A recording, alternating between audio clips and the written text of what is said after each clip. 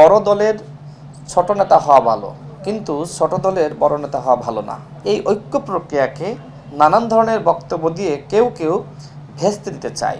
দেখেন, এনসিপির সাথে আমাদের অত্যন্ত আন্তরিক আলোচনা হয়েছে এবং তারাও এক হতে চায়, আমরাও এক হতে চাই। যেহেতু একটা সময়ে আমরা একসাথে রাজনীতি করেছি, ডাকসু নির্বাচন করেছি, তাদের উত্থান আমাদের উত্থান একই রকম।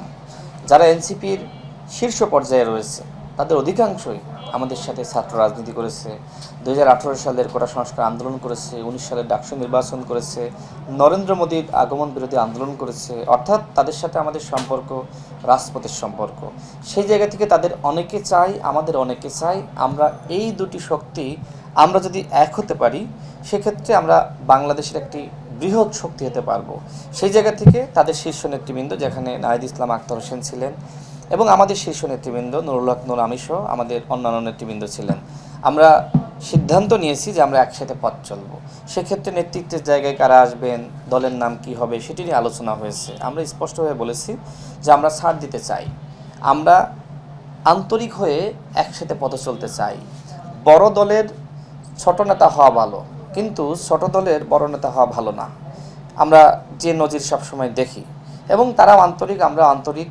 যদি আমরা ছাড় দিতে পারি, যদি আমরা একে অপরকে গ্রহণ করতে পারি, যদি আমরা একে অপরকে যে ধরনের মর্যাদা দেওয়া দরকার সেই মর্যাদা দিতে পারি, তাহলে আমরা ইনশাল্লাহ এক হতে পারবো। কিন্তু ইদানিংকালে এনসিপির কয়েকজন নেতা ওই বৈঠকের পরে আমরা দেখলাম মিডিয়াতে বিভ্রান্তি ছড়াচ্ছেন। তারা বলছেন যে গণ অধিকার পরিষদ নাকি এনসিপিতে যোগদান করবে। এইটা আসলে সম্পূর্ণ মিথ্যাচার। এখন যেখানে ফলপ্রসূ আলোচনা চলছে, একে অপরকে ছাড় দিতে চায়, একসাথে কাজ করতে চায়, এর মধ্যে এই ঐক্য প্রক্রিয়াকে নানান ধরনের বক্তব্য দিয়ে কেউ কেউ ভেস্তে দিতে চায় এবং সেই মিশনে তারা নেমেছে। আমরা তাদের উদ্দেশ্যে বলতে চাই, দেখেন, এক হলে আপনার জন্য ভালো, আমার জন্য ভালো। মানুষ কিন্তু একতা চায়। যখন আলোচনায় আসলো যে এনসিপি এবং গণ অধিকার পরিষদ একীভূত হচ্ছে, সারা দেশে একটি উদ্দীপনা ছড়িয়ে পড়েছে। আবার যখন তাদের কেউ কেউ তারা পোস্ট করছে, গণমাধ্যমে সাক্ষাৎকার দিচ্ছে আমরা নাকি এনসিপিতে যোগদান করছি, তখন কিন্তু আবার নানান ধরনের সংশয়, সন্দেহ তৈরি হচ্ছে, আসলে কি এক হওয়া সম্ভবপর হবে?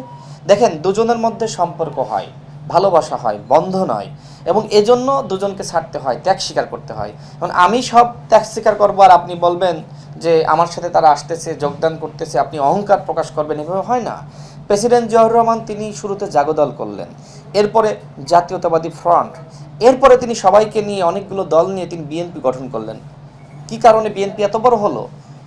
প্রেসিডেন্ট জিয়াউর রহমানের যে দূরদর্শিতা, এই কারণে। ঠিক একইভাবে এনসিপি নেতৃবৃন্দ তারা যদি এই ধরনের দূরদর্শিতা, আন্তরিকতা দেখাতে পারে, সেক্ষেত্রে আমাদের আন্তরিকতার কোনো ঘাটতি থাকবে না।